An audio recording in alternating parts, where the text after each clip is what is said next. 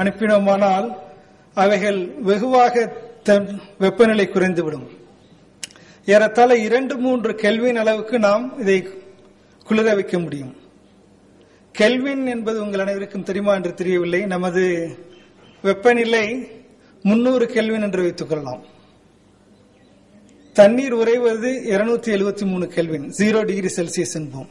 எனவே 3 கெல்வின் என்று நான் சொன்னால் அது -270 டிகிரி செல்சியஸ்.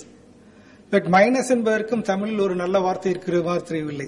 மேல்குறி கீழ்குறி என்று கூறுகிறார்கள். எதிரெண் நேரன் என்று வேண்டுமானாலும் வைத்துக் கொள்ளலாம். -270 கெல்வின், 270 டிகிரி செல்சியஸ். இந்த மூலக்கூறுகள் இந்த அதிக அழுத்தம் உள்ள இடத்திலிருந்து குறைவான இடத்துக்கு வரும்பொழுது இதற்கு இடையே உள்ள துவாரத்தின் பரிமாணம் மிக அதிகமாக இருந்தால் எந்தவிதமான மோதலும் இல்லாமல் வெளியே வர முடியும். அப்படி வரும்பொழுது 2 பக்கமும் ஒரே தட்பவெப்பநிலை இருக்கும். இது இங்கு நிறைய கொலிஷன்ஸ் என்பார்கள், மோதல்கள் இருக்குமானால் இங்கு பல வகையிலும் சென்றுள்ள மாலிகுல்கள் இந்த துவாரத்தின் வழியாக வந்து ஒரே திசையில் பயணிக்கின்றன. 2க்கும் உள்ள வித்தியாசத்தை இங்கே குறிப்பிட்டுள்ளேன். இந்த அறையில் உள்ள மாலிகுல்கள் எல்லா திசையிலும் பயணிக்கின்றன. இந்த ஆரோ மார்க்கில் கொண்டிருப்பதில் நாம் ஒளிமிகை சூப்பர்சானிக் பீமில் அனைத்து மூலக்கூறுகளும் ஒரே திசையில் பயணிக்கின்றன. ஏறத்தாழ இந்த சீரொலியை போலவே இதையும் நாம் சோதனை மூலம் கண்டறிய முடியும். இது போல்ட்ஸ்மேன் பிளாட் என்பார்கள். மாலிகுலுக்குள்ள வேகத்தை நீங்கள் ஒரு கிராஃபில் குறியிட்டால் எல்லா வகையான வேகங்களும் பார்க்கலாம். இந்த ஒளிமிகை சூப்பர்சானிக் பீமாக வந்த பொழுது எல்லாமே ஒரே வேகத்தோடு செல்லும். 50 என்று இங்கு குறிப்பிட்டுள்ளது மேக் நம்பர். 250 கூட நாங்கள் கண்டுபிடிக்க முடியும்.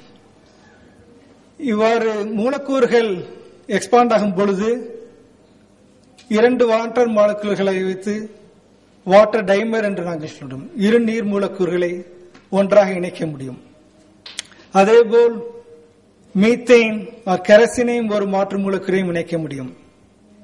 இதை படிப்பதற்காகத்தான் பல்ஸ் நாசில் ஃபூரியர் டிரான்ஸ்ஃபார்ம் மைக்ரோ ஸ்பெக்ட்ராமீட்டர் கூறப்பட்டுள்ள இந்த நிறமாலைமானியை நாங்கள் உருவாக்கியுள்ளோம். இதைத்தான் தமிழில் தலைப்பாக கொடுத்துள்ளேன். இந்த ஸ்பெக்ட்ராமீட்டர் உலகம் முழுவதும் 15 உள்ளது. இந்திய அறிவியல் பயிலகத்தில் ஒன்று உள்ளது.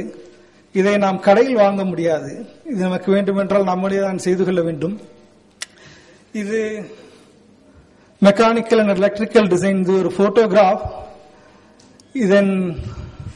இதை பற்றி அறிந்து கொள்ள வேண்டுமானால் நாம் தனியாக விவாதிக்கலாம்.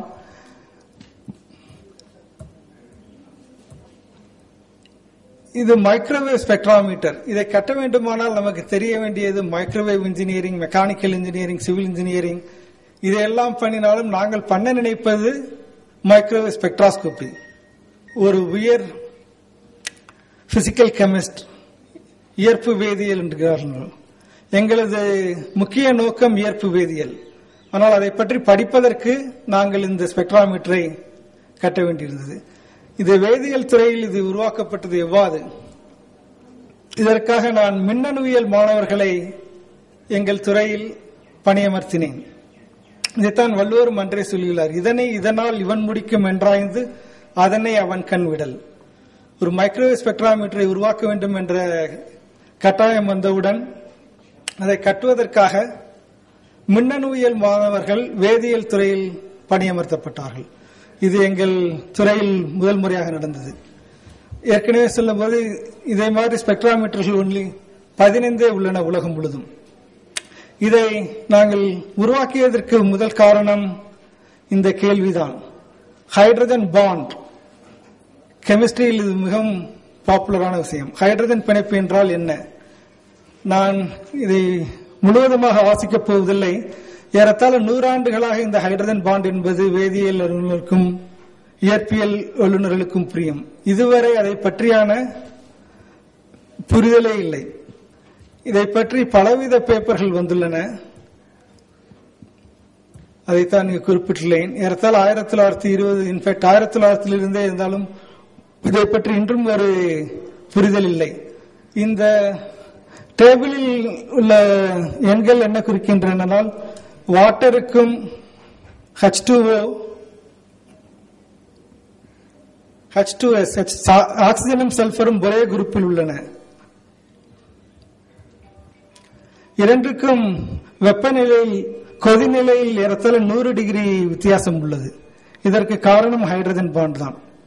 ஆனாலும் இதை பற்றி இதுவரை ஒன்றுமில்லை. இதை ஏறத்தாழ டிஃபைன் பண்ணுவதற்காக ஒரு அகில உலக முயற்சியை நான் உருவாக்கினேன். ஏறத்தாழ தண்ணீருக்கும் மண்ணெண்ணைக்கும் கல்யாணமா சாமி, எங்கள் சோதனை கூடத்தில் கல்யாணமே பண்ணி வைத்து விட்டோம். ஒரு மீத்தேன் மூலக்கூறும் ஒரு நீர் மூலக்கூறையும் தான் நாங்கள் ஒன்றாக ஒரு காம்ப்ளெக்ஸாக பண்ணினோம். அதை பற்றி சென்ற வருடம்தான் ஒரு ஆராய்ச்சி கட்டுரை எழுதியுள்ளோம். உலகம் முழுவதும் உள்ள அறிஞர்களை இணைத்து ஐயுபாக் என்பார்கள், International Union of Pure and Applied Chemistry. அதன் மூலமாக ஒரு திட்டக்குழு உருவாக்கி அதற்கு நான் தான் தலைவராக பணியாற்றினேன். இங்கு மற்ற அறிஞர்களின் பெயர்களையும் கொடுத்துள்ளேன். அவர்கள் உலகம் முழுவதும் வந்துள்ளார்கள். அமெரிக்கா, ஸ்பெயின், இங்கிலாந்து, செக் ரிப்பப்ளிக். இந்த குழுவின் மூலமாக ஹைட்ரஜன் பாண்ட் என்றால் என்ன என்பது விளக்கப்பட்டுள்ளது. இனி கெமிஸ்ட்ரியில் வரும் டெக்ஸ்ட் புக்குகள் எல்லாவற்றிலும் இது இடம்பெறும் என்று நம்புகிறேன். இதைத்தான் நாங்கள் ப்ரொபோஸ் செய்துள்ளோம். இது இந்த அரங்குக்கு அதிகம் தேவைப்பட்டதில்லை. ஏறத்தாழ 100 வருட காலமாக எல்லாரையும் குழப்பத்தில் ஆற்றிக் கொண்டிருந்த ஒரு விஷயத்தை ஒரு அகில உலக குழுவை அமைத்து நான் தலைமை நடத்தி ஒரு டெபினிஷனை ப்ரொபோஸ் செய்துள்ளோம்.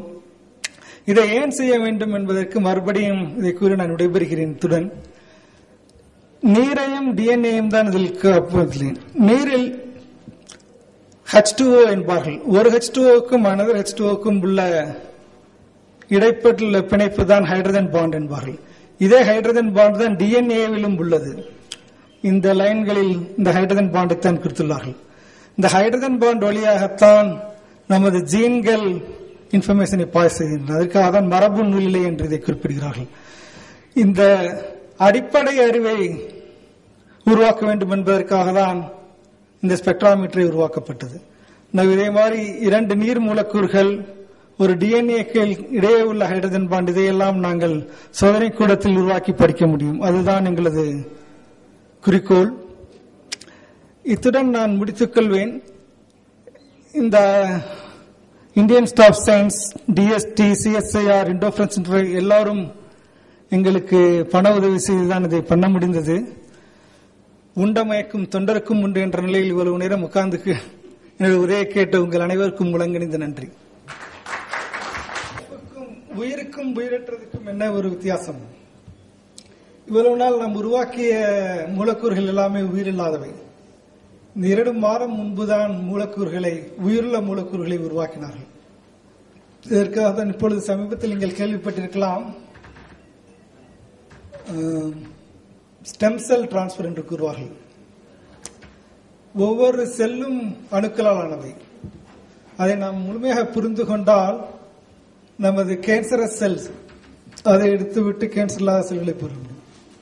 ஸ்டெம் செல் டிரான்ஸ்பர் என்பது இப்பொழுது குழந்தை பிறக்கும் பொழுதே அந்த சமயத்தில் உருவாக்கப்படும் அணுக்களும் செல்களும் மிக முக்கியமானவை.